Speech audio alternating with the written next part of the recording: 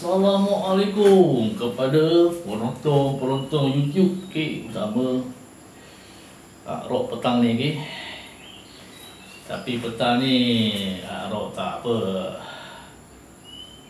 menyanyi lah kan. Tapi Rock sebagai rakyat Malaysia kan, menyokong tuntutan KLBSP Akaun 1. Semalam lah kot. Semalam dia orang ada berkumpul di KLBSP Damansara. Ini suara daripada saya lah sebagai rakyat Malaysia. Ramai juga yang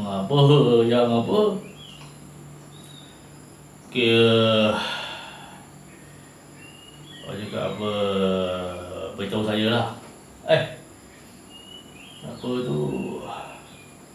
kau bising-bising nak keluarkan KLBSP, kau ada KLBSP ke kata dia kan. Yang aku tahu kau tak kerja kan. Kata dia, tapi kau ada KLBSP ke kata dia kan. Itu yang masalah tu kan. Macam mana kita nak buktikan kan? Kita tak payah buktikan kan, kita ni ada duit KLBSP ke tak ada duit KLBSP tu. Kalau rakyat tu menuntut, dia ada lah, tak banyak sikit kan, yang penting dia ada. Kalau nak membuktikan saya dulu bekerja kan, susah lah.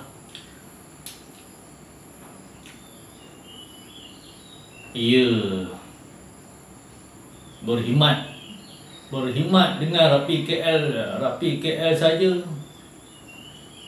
lebih kurang dalam 11 tahun kan. Berkhidmat dengan Rapi KL Shah Alam dalam 11 tahun.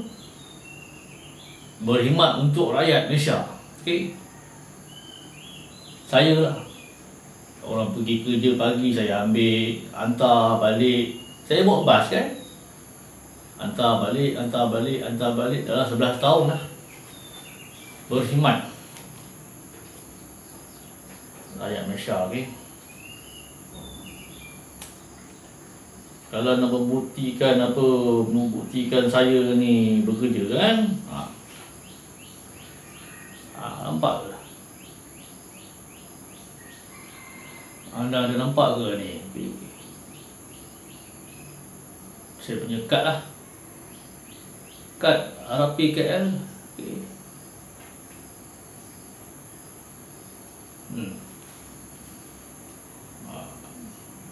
Nombor badan saya 909820. Waktu tu basic saya waktu tu 800 lah, lebih kurang lah 800 kan. Sekarang ni basic dah naik 97 kan. Zaman saya bawa bas Rapi KL Shah Alam, basic saya 800. Kalau mengatakan saya tak bekerja dulu, mustahil lah. Saya berkhidmat untuk rakyat Malaysia. Tapi sekarang ni tak bekerja. Kita memohonlah kelulusan KLBSP tu. Macam ni lah saya bagi cadangan kepada kalau Perdana Menteri Malaysia kita tengok macam ni lah. Beri kelulusan kepada orang yang tak bekerja. Yang menuntut KLBSP Akaun 1 tu, tak kira lah umur 30 ke 40, 50 55 dah tu boleh keluar, betul tak? Mana 55 boleh keluar, bagi yang umur 30, 40, 50 yang tak bekerja sakit.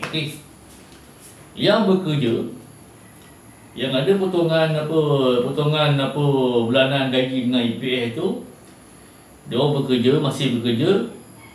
Kalau dia orang mohon, dia orang tak, jangan diluluskan sebab dia orang bekerja.